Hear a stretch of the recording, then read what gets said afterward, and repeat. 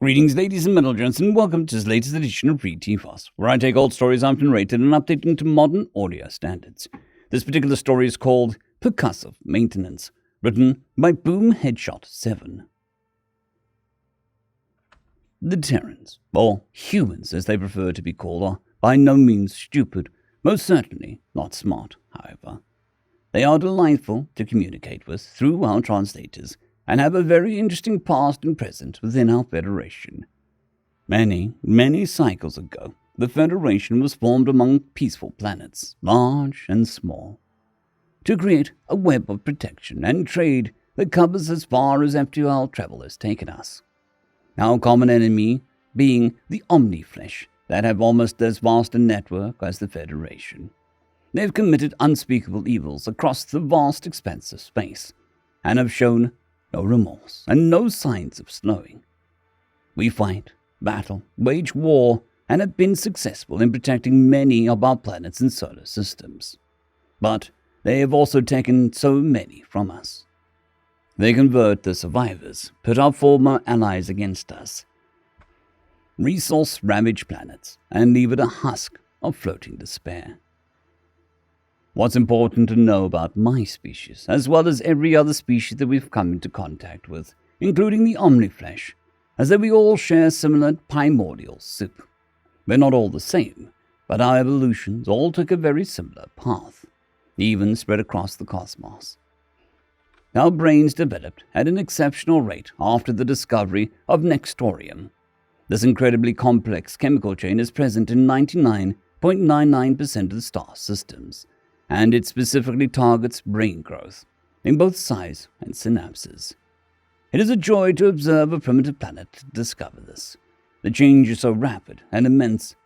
Within a few cycles, they are already capable of joining the Federation and become valuable assets. There is one system out of sheer cosmic randomness that is absent from Nextorium. For thousands of cycles, we've watched them flail about their planet, in a miserable pit of disease, civil war, and planetary destruction.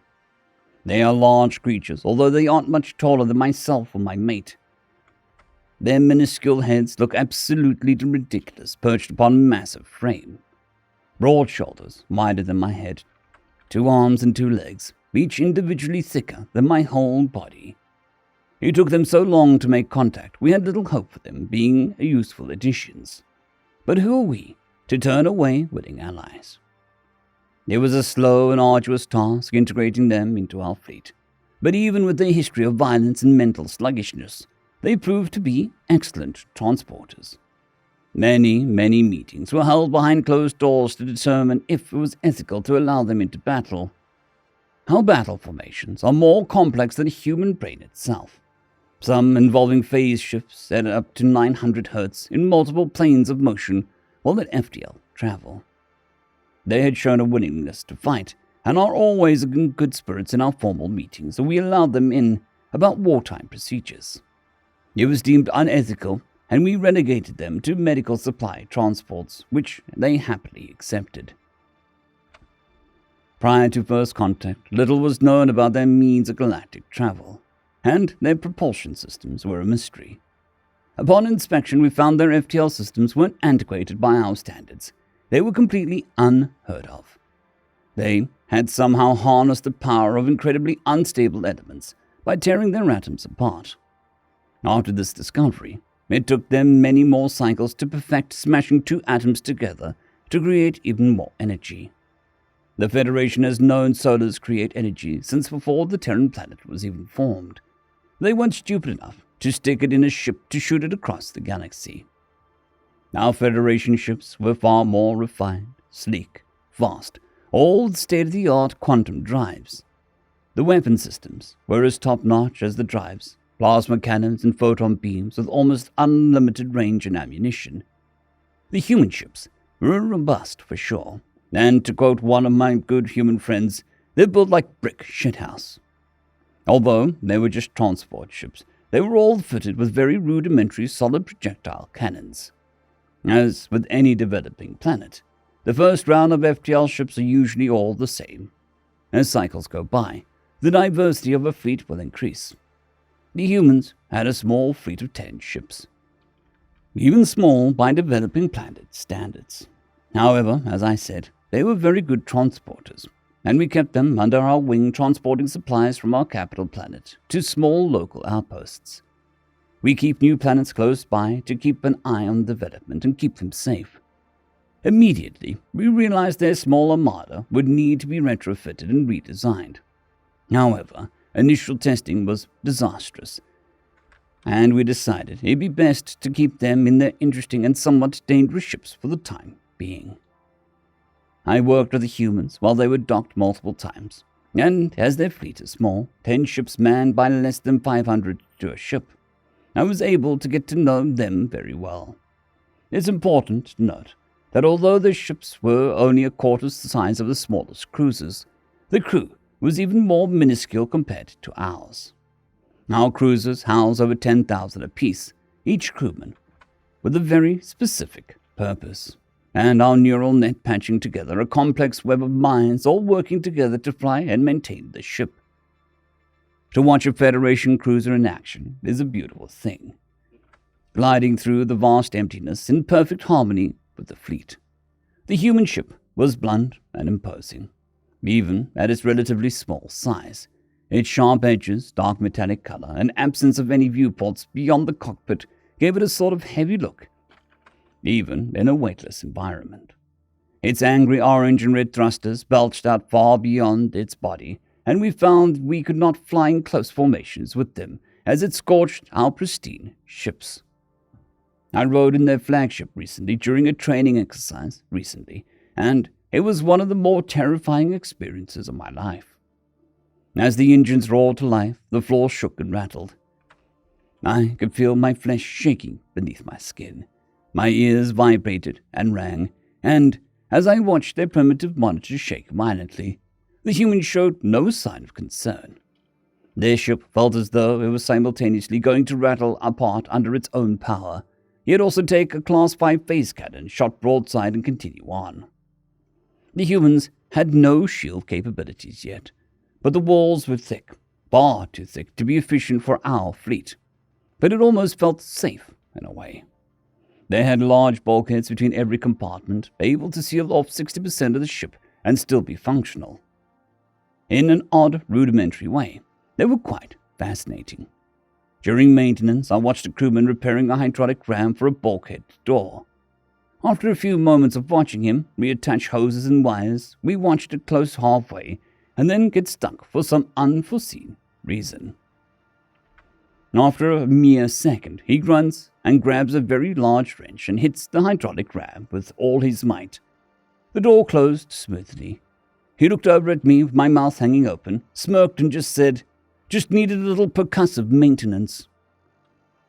I learned a lot about humans and their ways of force. The rest of the galaxy, Omniflesh included, all advanced so quickly, we never had to perform such violence in a physical way. Even the Omniflesh, though terrible beasts they are, use a variety of refined technology and weaponry to fight. A single battle with them could last a full cycle. Ornate defense patterns, flawless attack formations, all culminating in various phase shifts to flank and disrupt the enemy. So many cycles have passed since anyone had an edge in the fight. That was until the day we learned about the true Brawn. What I'm about to share with you is my recounting, an actual transcript of one of the most heroic battles I've ever witnessed. The capital had always been protected by the best of our fleets, the newest, the strongest, and the smartest of our Federation. The Omniflesh never dared to reach us there, until the Reckoning. The Omniflesh had attacked several backwater systems in a coordinated dismantling of our outer ring defenses. We'd never seen anything like it. At first we thought that it was a blitz harvest to mass resources for the Leviathan-class destroyer. Their dreadnoughts were already larger than our carriers, but we had more. The Leviathan had always been a rumored planet killer, but they lacked the resources, as far as intelligence could tell. The systems that were attacked reported back massive fleets, harvester ships by the thousands, and multiple dreadnoughts at all locations. We dispatched countless frigates, destroyers, and cruisers to eliminate the various threats across the system, It was a massacre.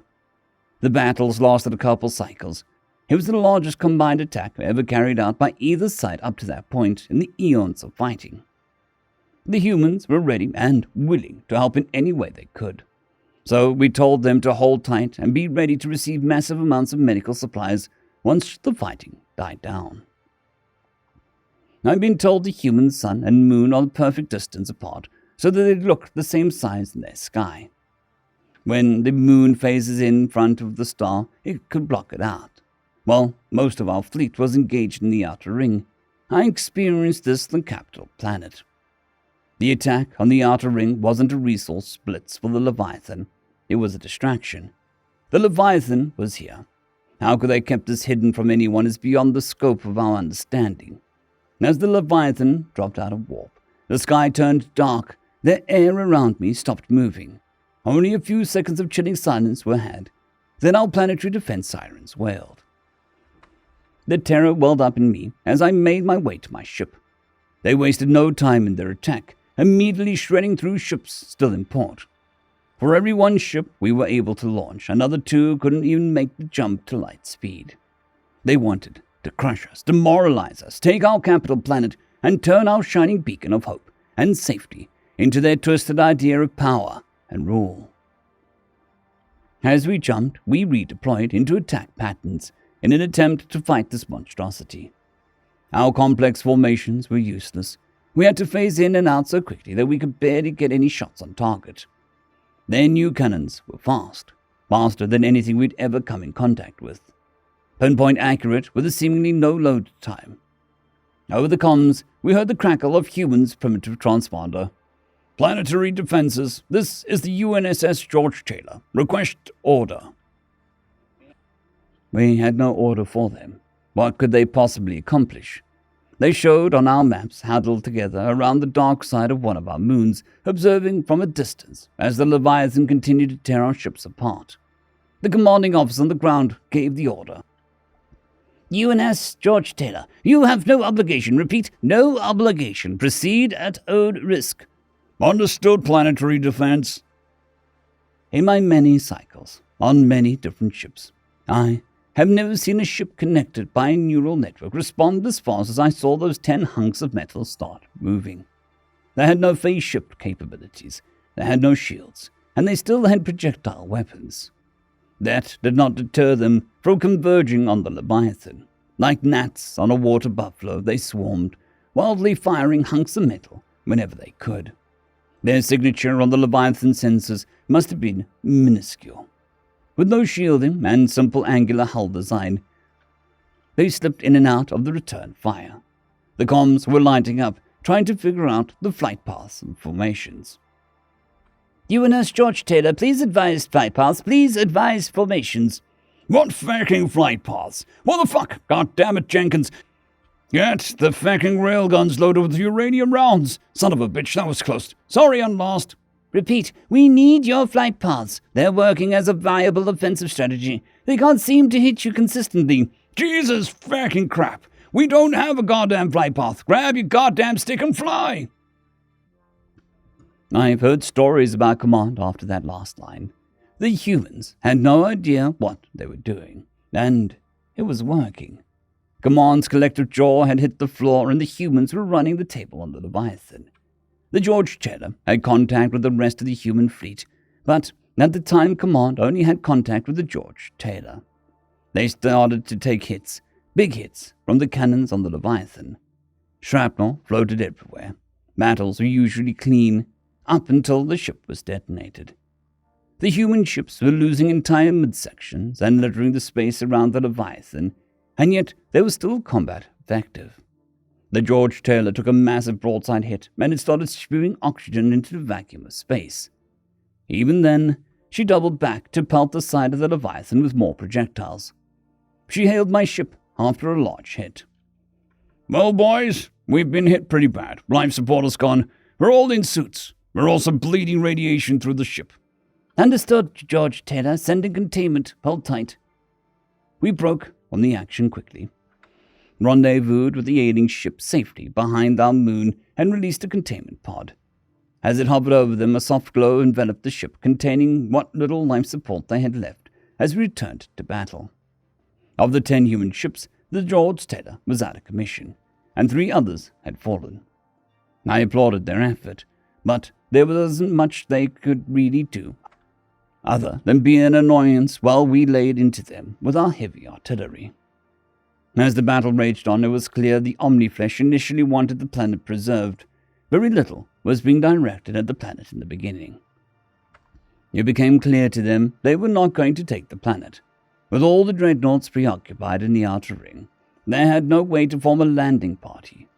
Their plan had been brash and foolhardy, thinking that they could storm our defenses and take victory off planet, all of which needed to be done rapidly, and our humans were doing the damnedest to make sure that that didn't happen.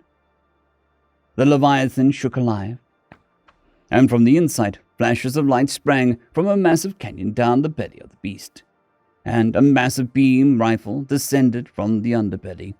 The beam rifle was as large as one of our cruisers. It gleamed in the little light that we had to fight in. Panic ripped across the deck. Command was silent.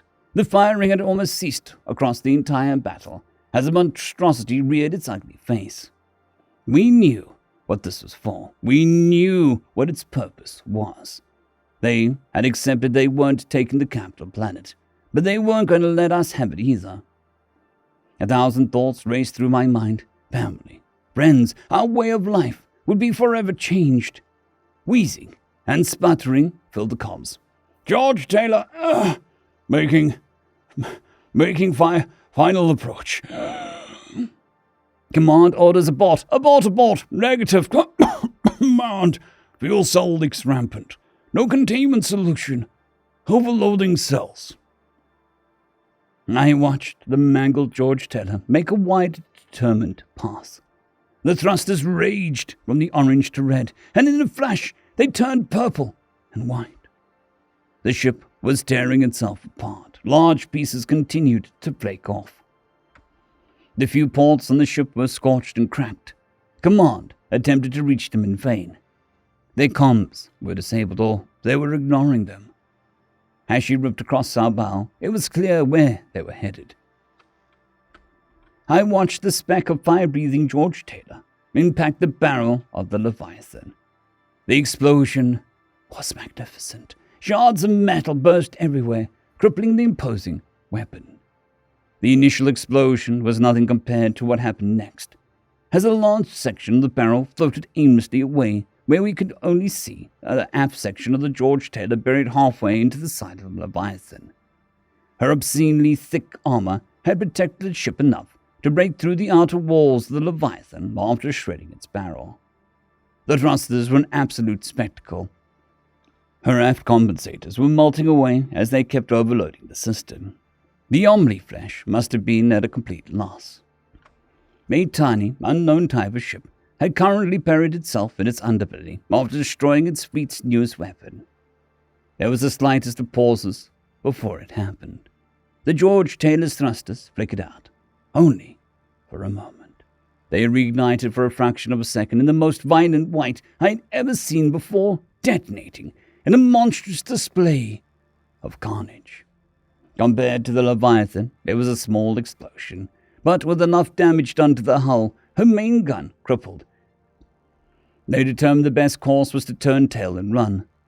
The crater and the side spewed molten metal and debris across the battlefield before they jumped.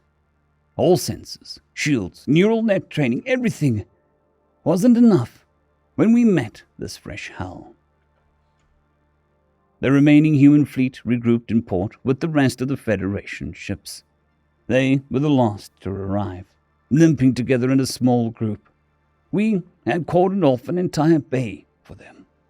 Their ships were battered, scarred, and most were spraying and leaking some sort of gas or liquid.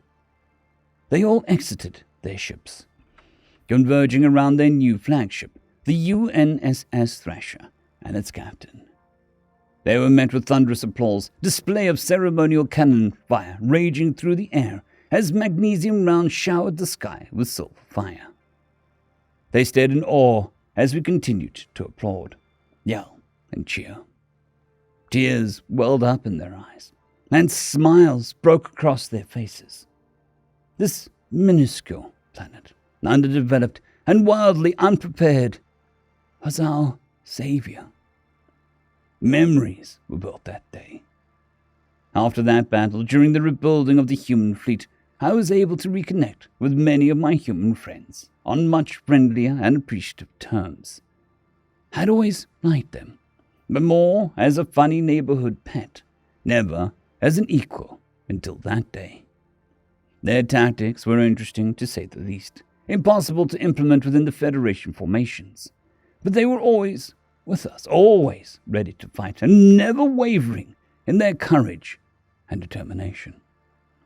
During the debriefing, our War Council spent an obscene amount of time with the humans trying to determine the actual plan they followed. The humans did their best to explain their formations and flight paths, but as they were not neural net capable, they explained everything had dissolved into a shit show multiple times.